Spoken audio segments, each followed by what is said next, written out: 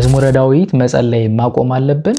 መዝሙረ ዳዊት መጸለይ ከጀመርኩ ጊዜ ጀምሮ ሰላም አጣሁ። መዝሙረ ዳዊት ሰላም ይሰጣል አላላችሁም ወይ?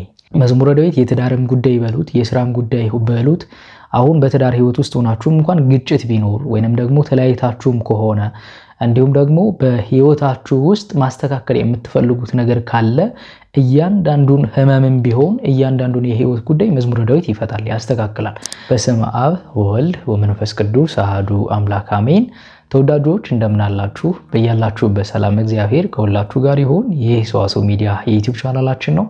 እኔ ዲያቆን ዘሰዋስው ነኝ። በዚህ የዩቲዩብ ቻናላችን ላይ መንፈሳዊ ህይወታችን የሚያሳድጉ መንፈሳዊ ህይወታችንን የሚቀርጹ ትምህርቶችን የምናገኝበት የዩቲዩብ ቻናላችን ነው። ለዩቲዩብ ቻናላችን አዲስ ከሆናችሁ ሰብስክራይብ በማድረግ ቤተሰብ ሁኑ። ይህ ቪዲዮ ደግሞ ለሌሎች ወንድሞቻችን እንዲደርስ ላይክ ስለምታደርጉ ከወዲሁ አመሰግናለሁ። መቼም ተምኔሉን ስታዩት ሁላችሁም የደነገጣችሁ ይመስለኛል። እንዴት መዝሙረ ዳዊት መጸለይ አቁሙ አልክ ልትሉኝ ትችላላችሁ። ብዙ ከምጠይቃቸው ጥያቄዎችና ሰሞኑን በብዛት ከሚመጡ ጥያቄዎች መካከል አንደኛው መዝሙረ ዳዊት እየጸለይኩ ነበረ፣ ነገር ግን ሰላሜ እጅግ በጣም እየተናጋ መጣ። መሰረታዊ የሆነ ነገር የነበረኝ ሰው መዝሙረ ዳዊት መጸለይ ከጀመርኩ ጊዜ ጀምሮ እጅግ በጣም ብዙ በረከቶችን እያጣሁ ነው የሚሉ በርካታ ጥያቄዎች እየደረሱኝ ይገኛሉና በተለይ ደግሞ አንድ መረር ያለ ነገር ሰሞኑን ደረሰኝ።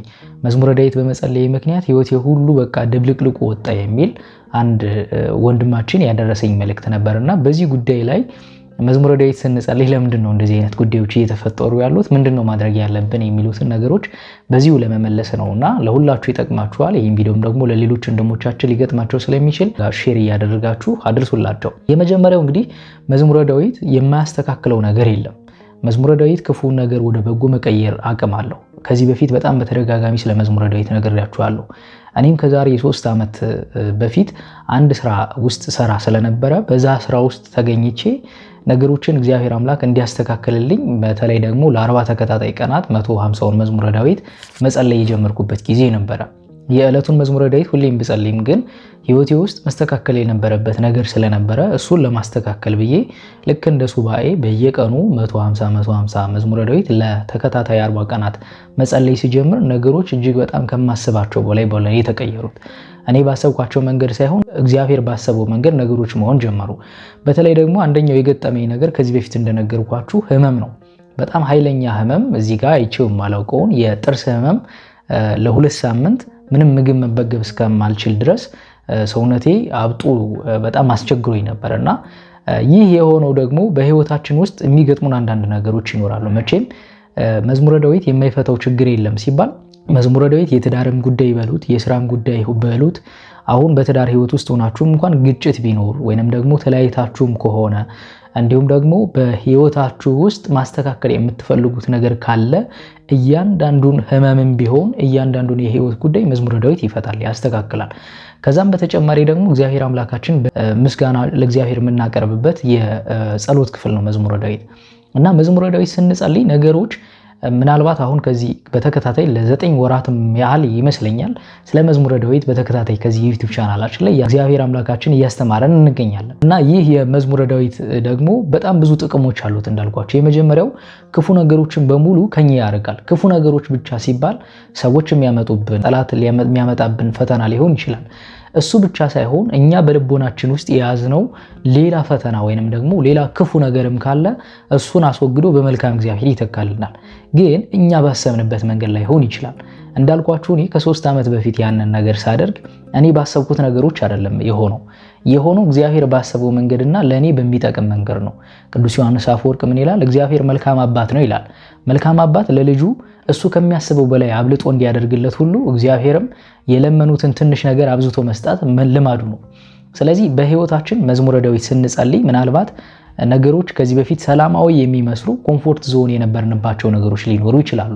በጣም ተመችቶን የምናገኘው ገቢ ተመችቶን የምንኖረው ህይወት ተመችቶ ሊኖር ይችላል። ግን በዛ ውስጥ እኛ የማናውቀው እግዚአብሔር ግን የሚያውቀው ብዙ ጠላት የሆኑ ነገሮች ሊኖሩብን ይችላሉ።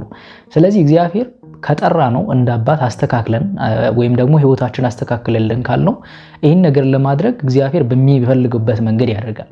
ስለዚህ ይህ ሲፈጠር ደግሞ እኛ የሚሰማን ስሜት ደግሞ እግዚአብሔር ነገሮችን በዛ መንገድ እንዲያደርግልን ስለጠበቅን ነገሮች በዛ መንገድ ባለመሆናቸው እኛ በጠበቅነው መንገድ ባለመሆናቸው ምክንያት ሰላም ያጣል ሊመስለን ይችላል።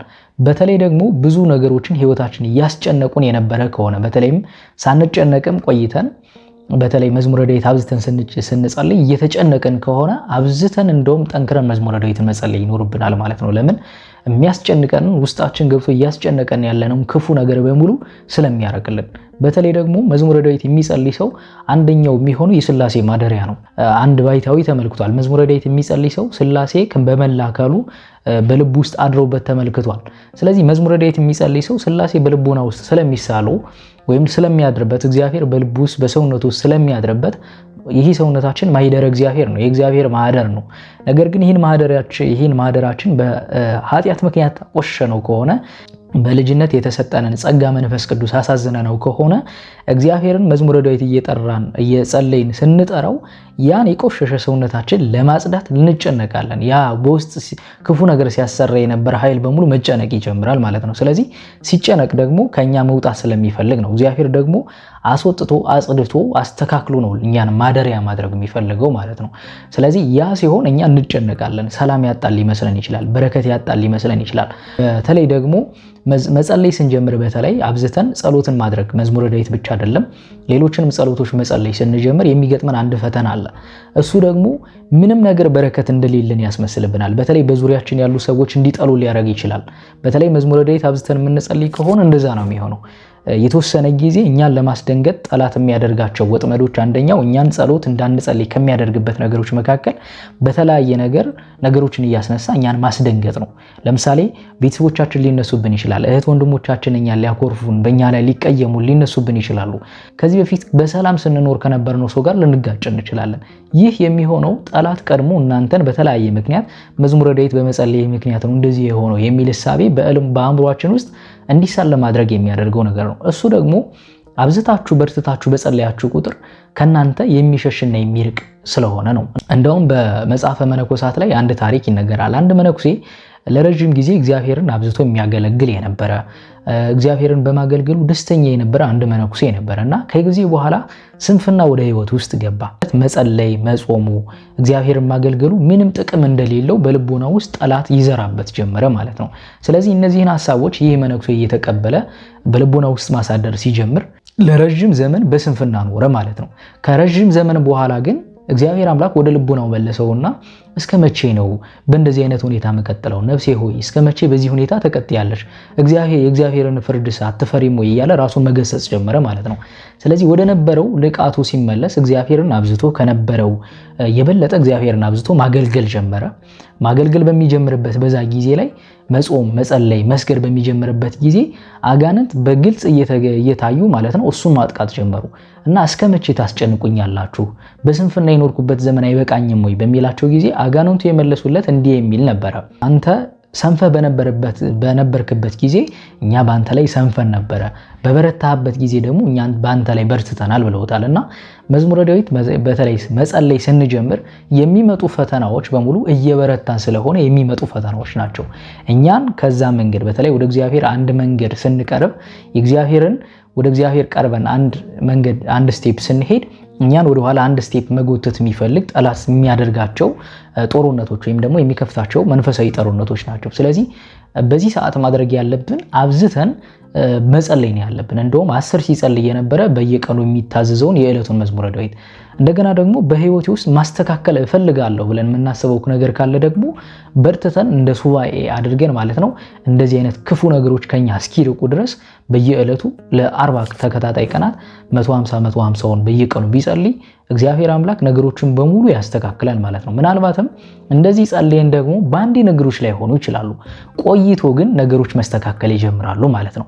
ስለዚህ መጀመሪያው ንስሐ ገብተን አብዝተን መጸለይ ነው የሚጠበቅብን ማለት ነው። እና በመጀመሪያ በህይወታችን መዝሙረ ዳዊት ስንጸልይ እንደዚህ አይነት ነገሮች ወይም ደግሞ ሰላም ያጣን የሚመስሉ ነገሮች ከመጡ የመጀመሪያው የምንኖረው ህይወት ትክክለኛ መንፈሳዊ ህይወት ያልነበረ ከበር ነበርና እግዚአብሔር ያንን ነገር አጽድቶ ፍጹም የሱ ማደሪያዎች ሊያደርገን ስለሚፈልግ በዛ መንገድ ነገሮች የተደባላለቁ ሊመስለን ይችላል። ሁለተኛ ደግሞ ፈተናው ከጠላትም የመጣ ሊሆን ስለሚችል በርትቶ መጸለይ ይገባል ማለት ነው።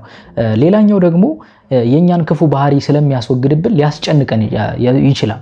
ምክንያቱም ቅድም እንዳልኳችሁ በውስጣችን መጥፎ ነገር ሲያሰራ የነበረ ክፉ ነገሮች በሙሉ ሊወጡ ስለሚችሉ እኛ በዛ ሰዓት እንጨነቃለን ማለት ነው። ስለዚህ እግዚአብሔር ሊያጸዳን ሊያስተካክለን ስለሆነ አብዝተን መጸለይ ያስፈልጋል ማለት ነው። እንደገና ደግሞ መዝሙረ ዳዊት በመጸለያችን እንደዚህ አይነት ነገሮችን እንደዚህ በረከቶች እናገኛለን ተብለን ነገሮች እኛ ባሰብነው መንገድ የማይሆኑ ከሆነ እየሄዱ ካልሆነ እግዚአብሔር የተሻለውንና መልካሙን ነገር ለኛ ያዘጋጀ እንደሆነ ማሰብ አለብን። የመጀመሪያው ስንጸልይ እኛ ያሰብነው ነገር ሁሉ ይሁን ብለን መሆን የለበትም። የእግዚአብሔርን ፈቃድ መጠየቅ መቻል አለብን።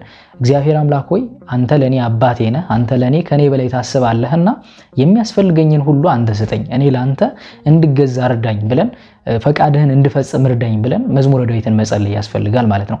እግዚአብሔር አምላክ ፈቃዳችን አሳልፈን ከሰጠነው ለኛ የማያደርገው ምንም አይነት ነገር የለም። በጠብቆት ውስጥ በእቅፍ ውስጥ ነው የምንሆነው ማለት ነው። ብዙ ጊዜ በራሳችን ሐሳብ በመሄድ ምክንያት ነው የምንነግረው ብዙ ስህተቶችን የምንሰራው። እኛ ያሰብነው ነገር ይሁን እኛ ያልነው ብቻ ይደረግልን ብለን ስለምናስብ ነገሮችን ለእግዚአብሔር አሳልፈን መስጠት ስለማንችል ጠላትም ለፈተና በጠላት ወጥመድ ውስጥ የምንገባበት አንደኛው መንገድ ለእግዚአብሔር ፍላጎታችን ወይም ደግሞ ፈቃዳችን አሳልፈን ስለማንሰጥ ነው። ስለዚህ የመጀመሪያው ነገር ፈቃድ እግዚአብሔርን ጠይቀን መጸለይ መቻል አለብን። እኔ ያሰብኩት ሳይሆን አንተ ለኔ ታስባለህና የሚያስፈልገኝን ነገር ሁሉ አንተ አስተካክልልኝ፣ እኔ ላንተ እንድገዛ ፈቃድህን እንድፈጽም እርዳኝ ብለን መጸለይ ያስፈልጋልና መዝሙረ ዳዊት እየጸለያችሁ ፈተናዎች መጣውባችሁ ከሆነ በተለይ ደግሞ በትዳራችሁ ህይወትም ሊመጣ ይችላል። በጣም ብዙ ከሚደርሱ ነገሮች መካከል አንደኛው ይሄው ስለሆነ ነው። መዝሙረ ዳዊት መጸለይ ስጀምር ከባለቤቴ ጋር መጋጨት ጀመርኩ፣ ከሚስቴ ጋር ከባሌ ጋር መጋጨት ጀመርኩኝ። ይሄ እንዴት ሊሆን ይችላል? ሰላም ይሰጣል አላልክም ወይ የሚሉ ጥያቄዎች ይደርሱኛል ብዙ ጊዜ። እና እንደዚህ አይነት ነገሮች የሚነሱት በመካከላችን ክፉ የነበሩ ነገሮች በሙሉ እየጸዱ ስለሆነ ነው። ስለዚህ እግዚአብሔር አምላክ ሆይ አንተ አባት ነህ፣ ስለዚህ አንተ ያጣመርከውን ሚለየው ስለሌለ አንተ አበርታን፣ አንተ አጽናን ብለን ነገሮችን በመንፈሳዊ እይታ እያየን በደንብ መጠንከርና አብዝተን መጸለይ ያስፈልጋል ማለት ነው። እነዚህ ነገሮች የሚቀጥሉት እስከ ጊዜው ነው። በተለይ ግን እግዚአብሔር አምላክ መዝሙረ ዳዊት ጸልየን ለኛ የማይጠቅም የሚሆን ነገር ካለ በተለይ ደግሞ ክፉ ሰዎችም ካሉ ከኛ ፍጹም ነው የሚያረቃቸው። ይሄን በእርግጠኝነት ነው የምነግራችሁ። ላይመስላችሁ ይችላል። በቤት ውስጥ ያሉ ለኛ ክፋትን የሚያስቡ ካሉ ከኛ ፍጹም ያረቃቸዋል ማለት ነው። ስለዚህ በህይወታችን እኛም ለራሳችን የምናስበው ክፋት ሊኖር ይችላል። እኛም የነበረብን ክፉ ባህሪ ሊኖር ይችላልና ፍጹም እግዚአብሔር አምላክ ከዛ ነገር ያን ክፉ ነገር ያስወግድልናል። ለኛ ክፉ የሚያስቡ ሰዎችንም ደግሞ እግዚአብሔር አምላክ በጎ ህሊና እንዲኖራቸው እስኪመለሱ ድረስ ይጠብቃቸዋል።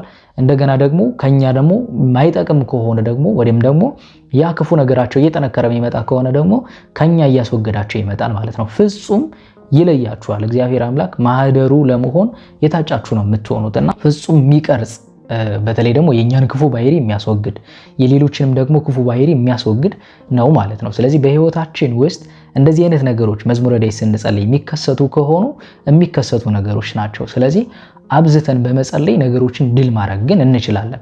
እነዚህ ማስፈራሪያ ማስደንገጫዎች ሊሆኑ ይችላሉ።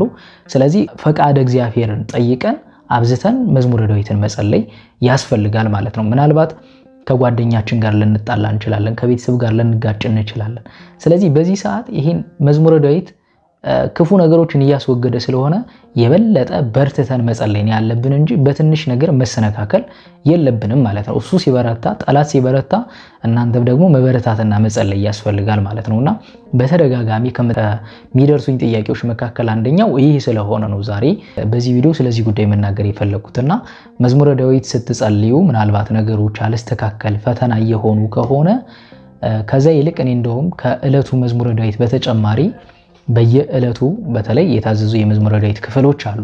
ስለዚህ እነሱን እየጸለይን እየበረታን ባለበት በዚህ ወቅት ሌሎች ፈተናዎች እየተደራረቡ ከሆነ አብዝተን በተለይ ደግሞ ለ40 ተከታታይ ቀናት ይህ የማይፈታው ምንም አይነት ችግር የለም።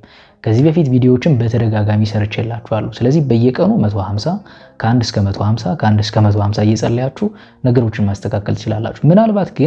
ምናልባት ግን ጀማሪዎች ከሆናችሁና ይሄንን ማድረግ ማትችሉ ከሆነ ግን የጸሎት ልማዱ በደንብ እየተለማመዳችሁ ቃል እግዚአብሔር ወደ ልቦናችሁ በደንብ እየገባ ሲመጣ በትንሹ አድርጋችሁ እያደጋችሁ ነው እንጂ ባንዴ ነገሮችን ለማድረግ ብትሞክሩ ከፎቅ ላይ ወጣችሁ ከፎቅ ወደ መሬት እንደመፈጥፈት ስለሚሆን ተረጋግታችሁ በሚመጥናችሁ መንገድ ጸሎቱን ማድረግ ያስፈልጋል ማለት ነው።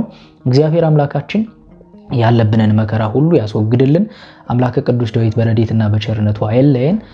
የቅዱስ ዳዊት ረድኤት በረከቱ ምልጃና ጸሎቱ አይለየን። አቤቱ ቅዱስ እግዚአብሔር አምላካችን ሆይ በአንድ ልጅህ በጌታችን በአምላካችን በመድኃኒታችን በኢየሱስ ክርስቶስ በእርሱ ያለ ጽን ክብር ላንተ ይገባል። ከእርሱ ጋራ ከመንፈስ ቅዱስም ጋራ ትክክል የሚሆን ዛሬም ዘወትርም ለዘላለሙ አሜን። ይቆየን። ይህን ቪዲዮ ለሌሎች ወንድሞቻችን ሼር እናድርግ።